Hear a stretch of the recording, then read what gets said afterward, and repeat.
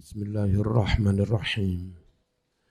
Alhamdulillahirabbil alamin. Assalatu wassalamu ala sayyidina Muhammad wa ala alihi wa sahbihi ajma'in.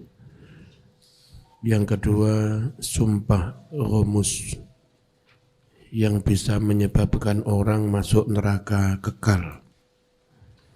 Apa sumpah rumus? Wa ammal rumus, sedangkan sumpah rumus, fahya maka adalah rumus itu al-yaminu allati yata'ammadu, sumpah yang mana yata'ammadu memang sengaja, menyengaja, fiha di dalam sumpah itu al-insanu manusia, al-kadhiba sengaja berbohong. Nyolong tapi berani ngucap demi Allah tidak nyolong. Pacaran wani ngucap demi Allah tidak pacaran. Kayak begitu namanya sumpah rumus yang kalau enggak segera bertaubat bisa diancam masuk neraka selamanya. Rumus itu begitu, ya. Barangkali ada siapapun santri yang pernah melakukan kesalahan, mending mengaku dan segera mengakhiri kesalahannya daripada harus bersumpah-sumpah palsu. Kaqaulihi, seperti ucapan seseorang, wallahi ma fa'altu kadza wa qad fa'alahu. Kata dia, demi Allah saya tidak melakukan hal ini, padahal dia telah melakukannya. Itu namanya sumpah rumus, sumpah palsu. Atau wallahi laqad fa'altu kadza wa lam yaf'alhu. Atau orang mengucapnya, demi Allah benar-benar aku telah melakukan hal ini, padahal tidak melakukannya. Itu sumpah palsu. Romasa itu makna aslinya mencelupkan, memasukkan jari ke air. Itu romasa. Romus itu sumpah yang mencelupkan, memasukkan orang ke neraka. Ya. Kalau makna aslinya, romasa itu memasukkan, mencelupkan. Wa summiya romusan, sumpah ini dinamakan romus, li'annahu yaghmisu sahibahu, karena sumpah ini memasukkan pelakunya fi nari jahannam, ke dalam neraka jahannam. Wa dzambuhu a'dham min an yukaffar. Dosanya sumpah palsu ini, dosanya orang yang sumpah palsu lebih besar daripada untuk dikafaroti.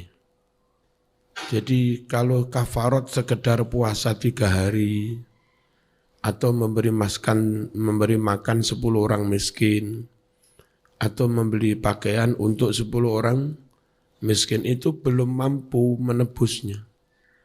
Jadi dosanya sumpah palsu itu lebih besar daripada sekedar dibayar kafarat. Ya.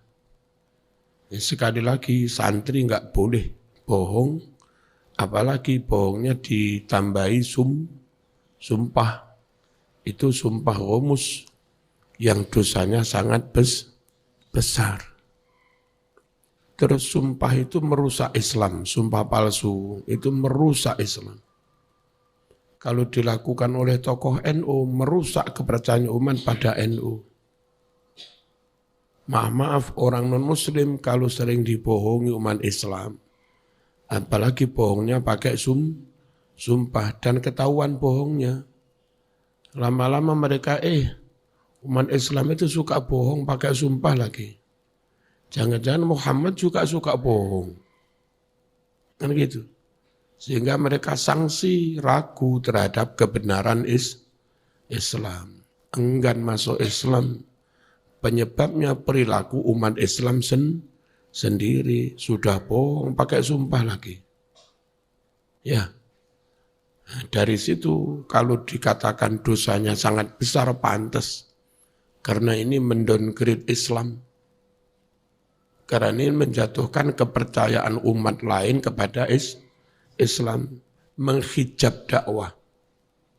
Nah, makanya seberat apapun harus jujur. Katakan apa adanya.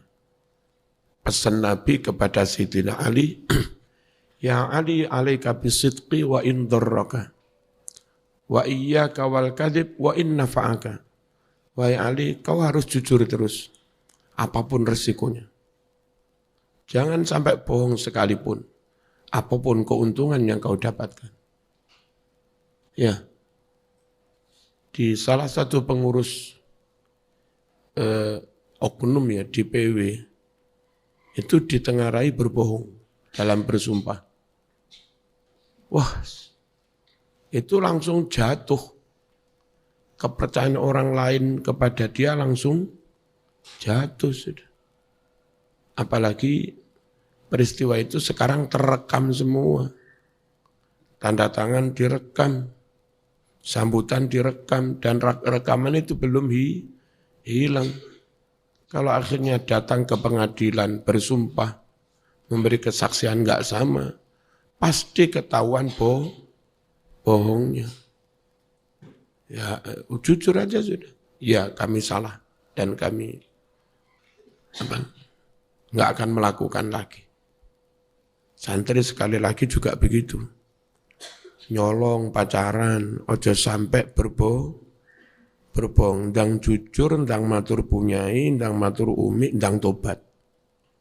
Ndang diselesaikan. Ndang jaluk ngapura kepada yang pernah dicolongi. Terus selesai, buka lembaran baru, ya. Daripada berlarut-larut, menghantui pikiran, menghantui hidup, enggak iso tenang, kan gitu ya. Bismillahirrahmanirrahim. Mengapa sumpah palsu itu dosanya sangat besar? Lebih besar untuk sekedar dibayar kafarat. Li'annahu istahana bi azamatillah. Karena orang yang sumpah palsu itu meremehkan keagungan Allah. Dia mengucap demi Allah, menghadirkan keagungan Allah dalam sumpahnya, tapi ternyata palsu. Berarti dia melecehkan keagungan Allah Jalla wa'ala. Kapan dia melecehkan, menghina keagungan Allah? Hina halafa kadiban. Ketika seseorang sumpah dengan berbohong. Rawat Daraqutni fi sunanihi an Alqamah an Abdillah annahu qala al-aiman arba'ah. Imam Ad-Daraqutni dalam kitab sunannya, Sunan Daraqutni, meriwayatkan hadis dari Alqamah, Alqamah dari Abdillah, Abdillah berkata bahwa macam-macam sumpah ada 4. Yaminani yukaffaron wa yaminani la yukaffaron. Yang 2 bisa dikafaroti, bisa ditebus dosanya. Yang kedua tidak bisa dikafaroti. Fal yaminani alladzani yukaffaron farrajul alladzi yahlif wallahi la af'alu kada wa kada fayaf'alu. 2 sumpah yang bisa ditebus, yaitu orang yang bersumpah ngucap, demi Allah saya tidak akan melakukan ini. Ternyata melakukannya. Yang tak bilang tadi malam, bukan berbohong tentang peristiwa masa lalu, tapi merencanakan akan melakukan apa, ternyata tidak. Berjanji. pakai sumpah. Itu masih bisa ditebus. Belum masuk kategori sumpah palsu. Warrajulu alladhi yaqul wallahi la af'alanna kada wa kada fala yaf'al. Yang kedua, orang yang mengucap demi Allah saya benar-benar akan melakukan ini. Ternyata dia tidak melakukannya. Itu masih bisa ditebus. Wal yaminanil ladzani la yukaffaron. Dua sumpah yang dua-duanya tidak bisa dikafaroti, tidak bisa ditebus. Farrajulu yahlif wallahi ma fa'altu kadza wa kadza wa qad fa'ala. Yaitu orang yang mengucap demi Allah saya tidak melakukan ini. Ditimbali umi demi Allah mboten nyolong kula, demi Allah mboten nyolong. Alah tibake nyolong. Lah itu loh, yang pernah begitu mbak-mbak harus tobat setobat-tobatnya. Enggak cukup hanya bayar kafarat. Siapa kemarin yang melakukan itu? Tobat setobat-tobatnya kepada yang pernah dicuri, enggak cukup mengembalikan duitnya. Ditemui duit dikembalikan dan minta maaf satu persatu, lek-lekan, terang-terangan. Dan itu resiko sampean ketambah nyolong. Ya, enggak usah malu. Daripada malu di hadapan Allah nanti di akhirat. Bisa dengar-dengar pokok dikembalikan dan tanpa ada permintaan maaf. Belum cukup karena dosamu menyangkut hablum minan nas juga hablum minallah ya. Dan kepada santri yang lain, santri putri juga, ini pelajaran, jangan pernah ada yang nyolong di pondok ini. Kalau ada problem, matur aja ke Umi. Biar nanti Umi membantu cari solusi. Terus gaya hidupnya jangan pakai gaya hidup mahal-mahal. Ngapain pakai skincare? Ngapain pakai glow? Emang itu santri belum suami istri, juga belum akan lamaran. Kenapa mesti pakai perawatan, pakai ini? Yang akhirnya berbiaya tinggi. Terus sampai nyolong-nyolong. Ya, saya bilang tidak. Wong ketika dilacak misalnya, foto-foto gambarnya di dalam akun,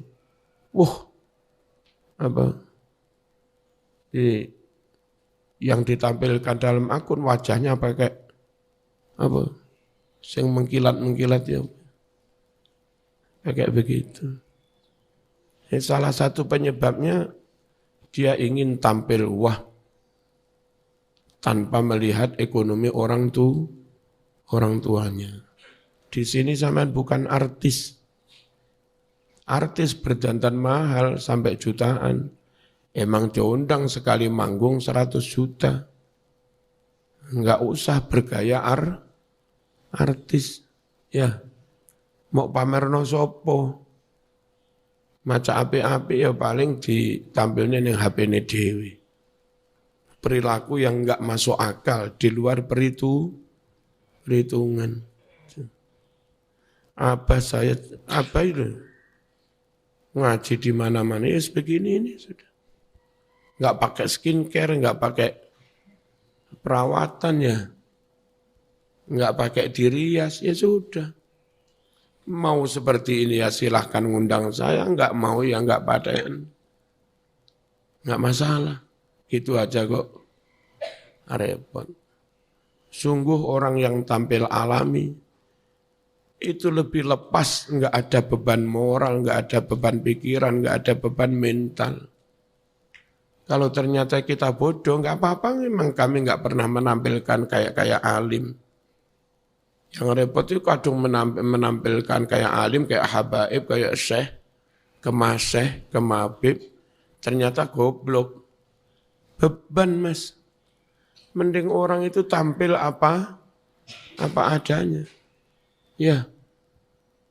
Kalau ternyata top alim, alhamdulillah. Tampil melebihi estimasi.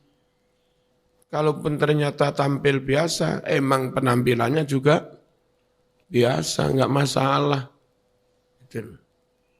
Mbak-mbak kadung tampil glow, pakai skincare, pakai apa, akhirnya ada anak laki-laki ganteng, sugih, tertarik, kepengin dolen nang omahmu, beban sampean. Aja mas, aja dolen. Apa, aja.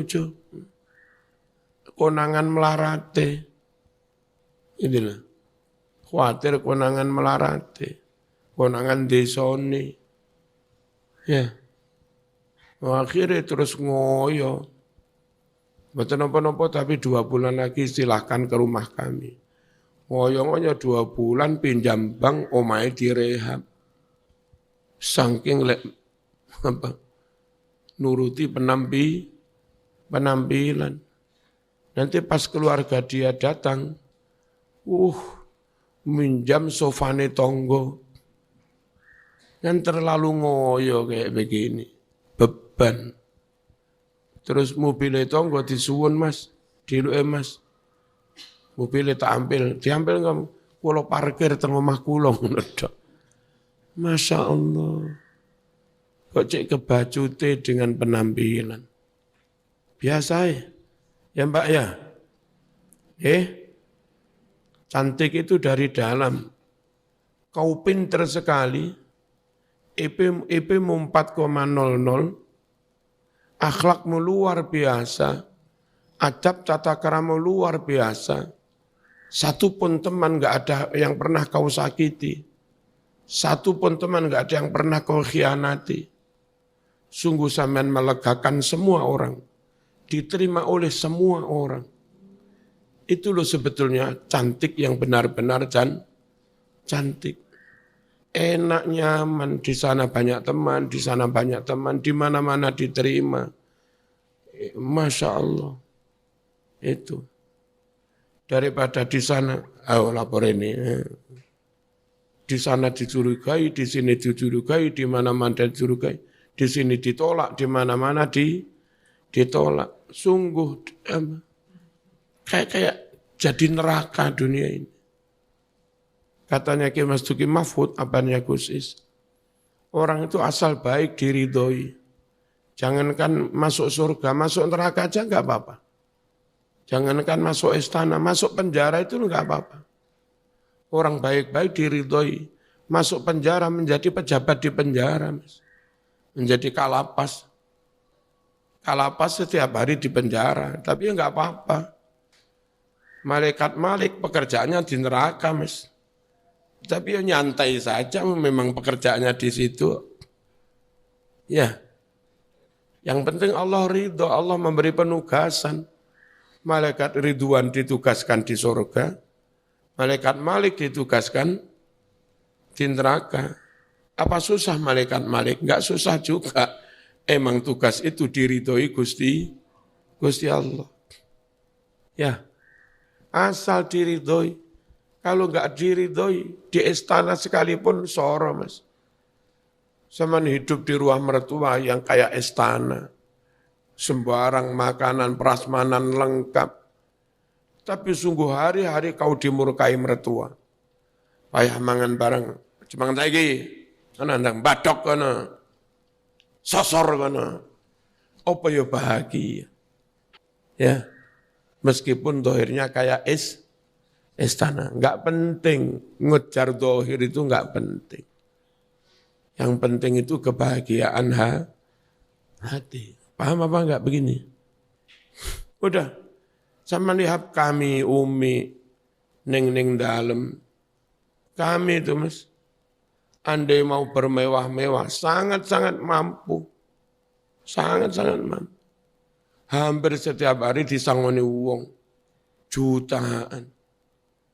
Tapi untuk apa? Terus untuk tampil mewah-mewah. Dia ini tampil mewah, punya ini tampil mewah, gelangnya keroncong 15 kiwa tengen, ning-ning ngono kabeh. Gledek bangun masjid, santri ini disebar ke masyarakat, kon ngemis-ngemis. Malu Mas. Bangun pondok, santri disebar kemana-mana. Kan ada model kiai seperti itu. Ya, malu Mas. Mending kalau kami duit jutaan itu, udah sampean sendiri tahu, dalam bangun terus dari dulu. Dan nggak pernah minta-minta. Tampil biasa, makan biasa, konsumsi biasa. Sehingga sisa dana jutaan bisa untuk yang lain-lain. Yang lebih manfaat. Ngerti ya? Pola hidup, pola pikir itu kayak begitulah. Bismillahirrahmanirrahim. Warajulu yahlif laqad fa'altu kada wa kada wa lam yaf'alhu. Yang kedua yang tidak bisa dikafaroti, orang yang bersumpah demi Allah kami melakukan ini, padahal tidak melakukannya. Qala al-Qurtubi wa qad ikhtulifa fil yaminil ghamus falladhi alaihi al-jumhur annaha yaminu makrin wa khadi'a wa kadhib fala tanaqid wala kaffarata fiha. Benar-benar diperselisihkan tentang sumpah palsu. Falladhi pendapat fatwa alaihi yang memegangi fatwa ini al-jumhuru mayoritas ulama annaha bahwa sumpah palsu itu adalah yaminu makrin, sumpah yang penuh tipuan, wa khati'atin, sama bujui, ngapusi, wa kadhibin, berbohong, berdusta, falatan akid, sumpah kayak begini tidak sah. Karena tidak sah wala kafarata fiha, enggak ada kewajiban bayar kafarat. Bagaimana diselesaikan dengan taubat, istighfar, menyelesaikan satu persatu kepada manusia yang pernah didolimi, disakiti, diambil hartanya. Bukan diselesaikan dengan bayar kafarat. Wa qala Syafi'i hiya yaminun mun'aqidah li annaha muktasabatun bil qalbi ma'qudatun bi khabar makrunatun bismillah wa fiha al-kaffarah. Imam Syafi'i berpendapat sumpah ghamus, sumpah yang sah karena disengaja dengan hati, ma'qudatun bi khabar, diikat dengan kalimat berita. Kalian beritanya apa? Demi Allah saya kemarin tidak nyolong. Itu kalimat berita. Disertai dengan menyebut nama Allah, wallahi. Ya. Wa fihal kafarah, dan di sana tetap ada kewajiban bayar kafarat. Tapi was-sahih al-awwal, yang benar pendapat yang pertama. Qala Ibnul Munzir, wa hadha qawlu Malik wa man tabi'ahu min ahlil Madinah. Yang ini kayak Imam Syafi'i tadi, itu ikut gurunya Imam Malik. Dan siapapun yang mengikuti Imam Malik, termasuk Imam Syafi'i, dari ulama-ulama Madinah. Wa bihi qala Ahmad wa ashabul hadis. Dan ini pula yang difatwakan oleh Imam Ahmad dan para ahli hadis. Wa ashabur ra'yi min ahli Kufah. Dan orang-orang yang mengikuti bermadzhab pakai ra'yu, pakai logika-logika, tapi yang dari ulama Kufah. Yang lain itu mungkin yang Mekah, yang Syam, yang Lebanon, yang Baghdad, yang Basra, yang Mesir, yang jumhur, itu rata-rata yang kayak atas tadi. Ya, sebetulnya enggak jumhur aman, hampir imbang-imbang. Tapi mungkin kalau dihitung masih lebih banyak yang kayak yang atas tadi. Sehingga disebut jumhur. Akhrajal Bukhari fi sahihihi anna a'rabiyan sa'ala Rasulullah sallallahu alaihi wasallam mal kabair. Imam Bukhari meriwayatkan dalam kitab sahihnya bahwa ada seorang badui bertanya kepada Rasulullah sallallahu alaihi wasallam, apa itu dosa-dosa besar? Nabi bersabda, al-isyraku billah, musyrik kepada Allah.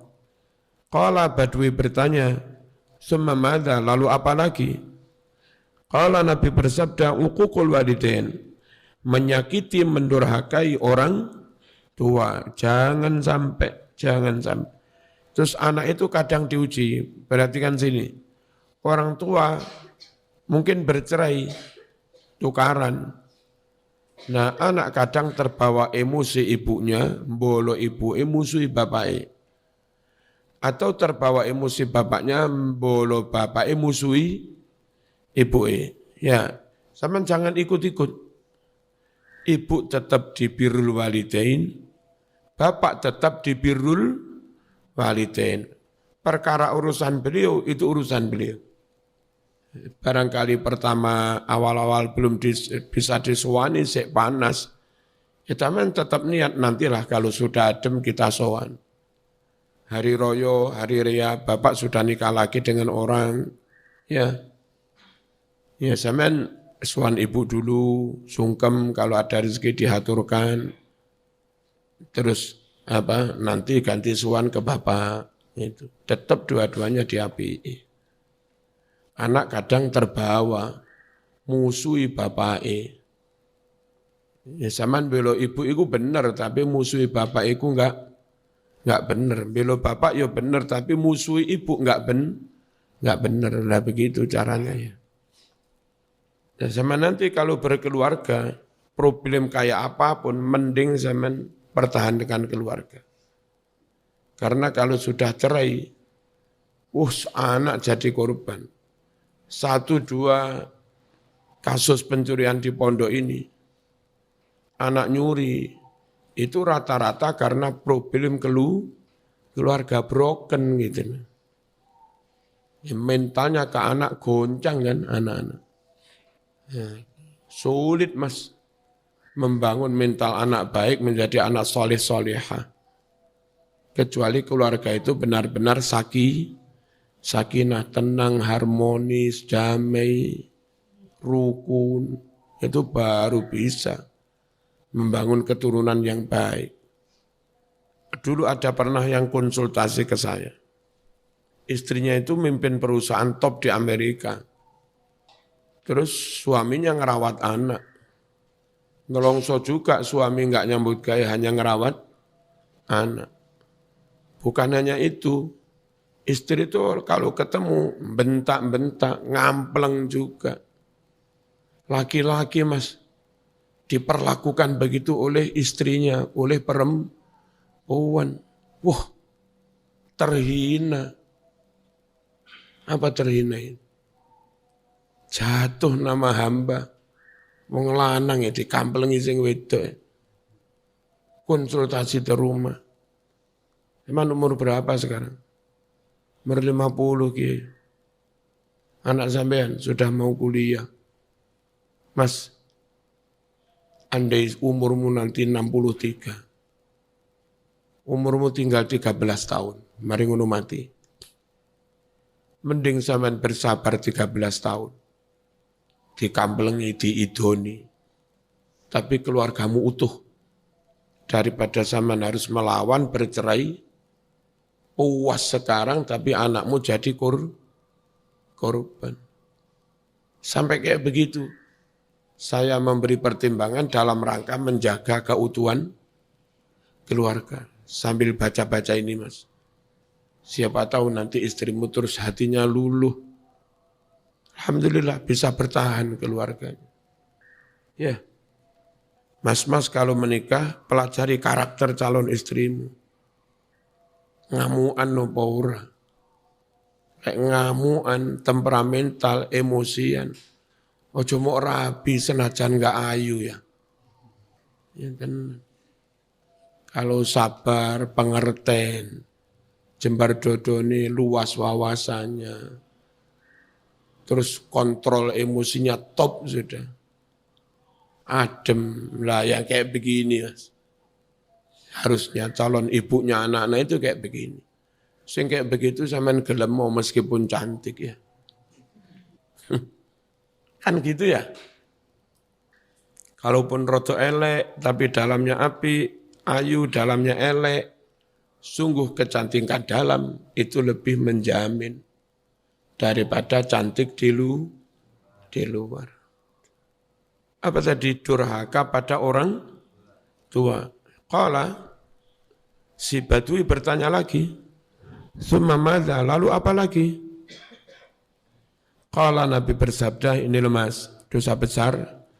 Apa dosa besar yang ketiga? Al-yaminul ghamus, sumpah ghamus yang membuat orang masuk neraka. Qultu wa mal yaminul ghamus? Saya bertanya, apa sumpah ghamus? Qala, Nabi bersabda, allati yaqtatu biha malam ri'in muslimin.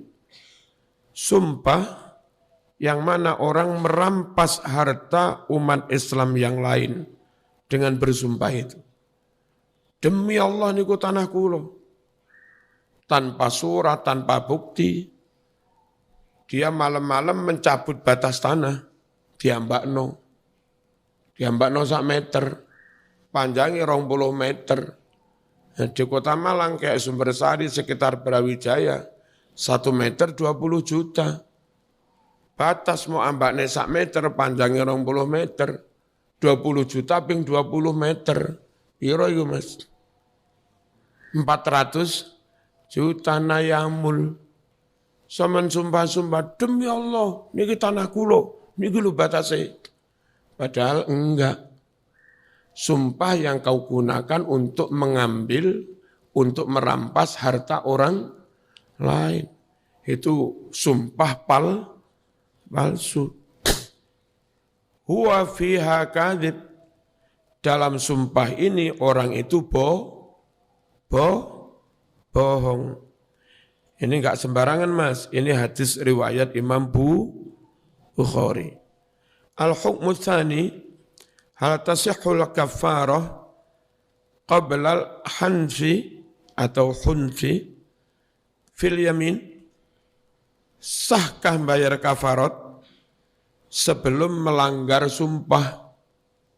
Sumpah belum dilanggar sudah bayar kafarat. Berarti ada niatan untuk melanggar sumpah. Dhahaba Syafi'i ila jawazi ikhrajil kafarah qabla al-hanfi idza kanat malan.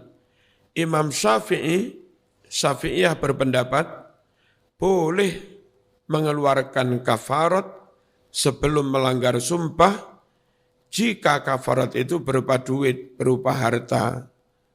Membeli pakaian 10, membeli makan 10. Lek poso membayar kafarat tidak sah kecuali setelah terjadinya pelanggaran. Wa amma idza kanat sauman fala yajuzu hatta yatahaqqaqa as-sababu bil hansi. Adapun jika kafarat itu berupa puasa, maka puasa itu tidak boleh, tidak sah sebelum nyata-nyata terwujud sebab terjadinya pelanggaran sumpah. Nyata-nyata terwujud as-sababu sebab bil hanti dengan dia melanggar sumpah. Wastadallu bi dhahiri hadhil ayat. Syafi'iyah berdalil dengan zahirnya ayat berikut ini, fakaffaratuhu it'amu asharati masakin min awsati ma tut'imuna ahlikum aw kiswatuhum aw tahriru raqabah. Haitsu dzakara al-kaffarata murattabatan 'alal yamin min ghairi dzikril hansi. Di mana Allah menyebut bayar kafarat murattabatan urut 'alal yamin setelah menyebut sumpah. Jadi siapa bersumpah maka kafaratnya begini. Allah menyebut membayar kafarat, itu urutan kalimatnya langsung setelah Allah menyebut sumpah. Enggak disebut, misalnya begini, sumpah apabila orang melanggarnya wajib begini. Allah menyebutnya enggak begitu. Nyebutnya setelah menyebut sumpah langsung menyebut kafarat. Berarti boleh dong bayar kafarat sebelum melanggar sumpah. Ngerti ya? Itu katanya madhab Syafi'i. Wastadallu kadzalika biqaulihi ta'ala. Syafi'iyah juga berdalil dengan firman Allah Ta'ala, dzalika kaffaratu aymanikum idza halaftum wahfadhu aymanakum. Itulah kafarat sumpahmu jika kalian bersumpah. Kalimatnya bukan begini, itulah kafarat sumpahmu jika kamu melanggar sumpah. Enggak begitu kalimatnya. Tapi itulah kafarat sumpahmu kalau kamu bersumpah. Manian. Ya. Harusnya kan itulah wajib kafaratmu kalau kamu melanggar. Di sini bukan kalau kamu melanggar, tapi kalau kamu bersumpah. Gitu loh. Sah bayar kafarat meskipun belum terjadi pelanggaran. Wa qasuha aidan ala ikhrajiz zakat qabla al-haul. Syafi'iyah juga mengkiaskan hal ini. Dikiaskan dengan apa? Dengan bolehnya mengeluarkan zakat sebelum haul. Zaman dagangnya ratusan juta, nisabnya sudah lebih. Harusnya haulnya 1 Ramadan misalnya. Karena dulu mengawali dagang itu 1 Ramadan. Sejak Sya'ban sudah kau keluarkan zakatnya, itu boleh. Zakat fitrah harusnya malam sholat Id. Tapi sejak tanggal 20, zaman sudah bayar zakat fitrah boleh. Tapi ojo Jumatan jam 09.00 isu. Baru ono berpikir aku tak Jumatan jam 09.00 isu boleh maju ojo. Wa amma saumu al-Fatihah.